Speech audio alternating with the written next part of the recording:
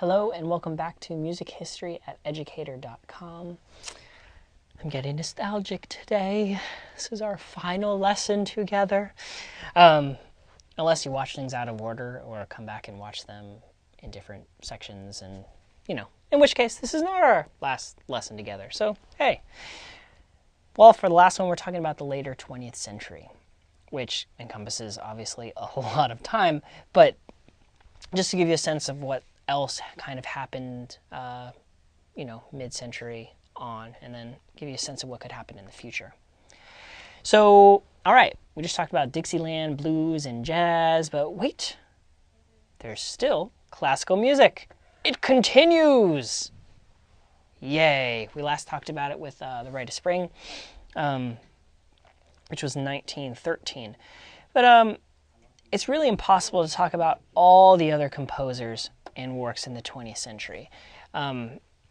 We have a lot more isms that sort of come into fruition, but mainly what you begin to see is you definitely get more landmark composers, but more larger works, like very monumental works, than major composers. And that seems to be what's happening in classical music as compared to like Beethoven and Mozart, they were the major player and anything they wrote was then a major work. Now we have people who sort of like have written some pretty awesome works. Not to say their other stuff isn't awesome, but that's just based on our performance system. So anyway, I got to pick this stuff, so I picked a couple special people, at least that I really like to talk about, and of course were very important in classical music history. So John Cage and Steve Reich. So John Cage was with aleatory, and aleatory is really chance music of chance, or things that were left up to kind of your own choices, if you will, while you played.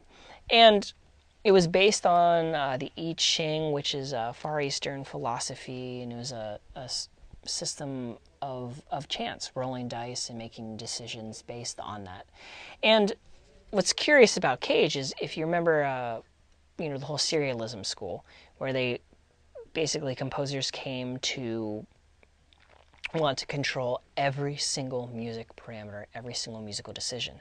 Well, Cage takes the opposite approach and leaves everything open to chance. What's kind of ironic and funny about it is there's a piece by Cage and a piece by Boulez. Cage's is the chance, and Boulez is completely controlled, and they sound almost identical. Anyway, Cage is really a philosopher in addition to a composer, and has influenced scores of artists, musicians, thinkers, writers, rock musicians.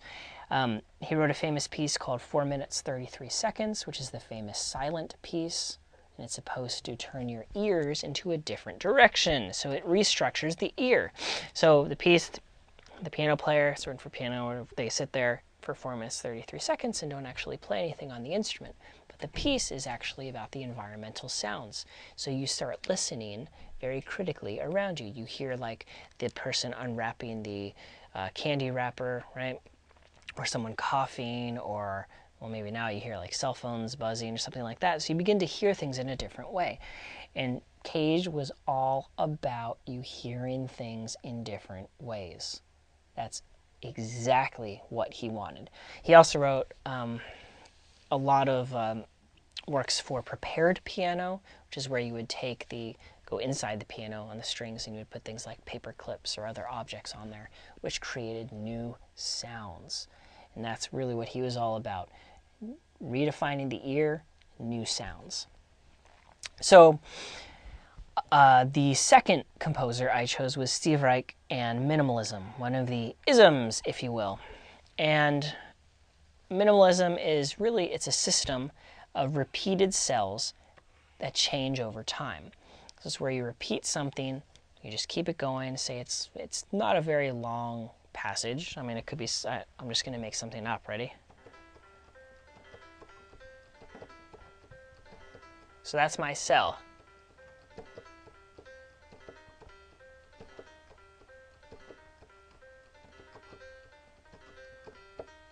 And you change it over time. But you don't change it like bar by bar. You change it over the span of a long period of time.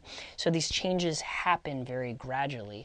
And once again, your ear has to hear things very differently because you don't get that immediate impact of change that we normally get or normally associate with music. We have a measure, then we go to a new measure, and then a new measure, a new musical material, a new musical material. Well, not anymore. In minimalism, it takes a long time, and some of Reich's works go on for 90 plus minutes, and there's not a whole lot of change there. You have to listen, and you have to sort of, you begin to feel things differently and hear things differently. There's a cool example on YouTube of clapping music, which is a piece he wrote for two people clapping, and it just takes a cellular pattern and two people play that, but then one person goes off by one of those notes. And so it goes all the way around until they reach back home. And so click pause, listen to that, and then come back. All right, so I hope you enjoyed clapping music. It's kind of groovy, it's kind of cool. And Reich's stuff is definitely very groovy.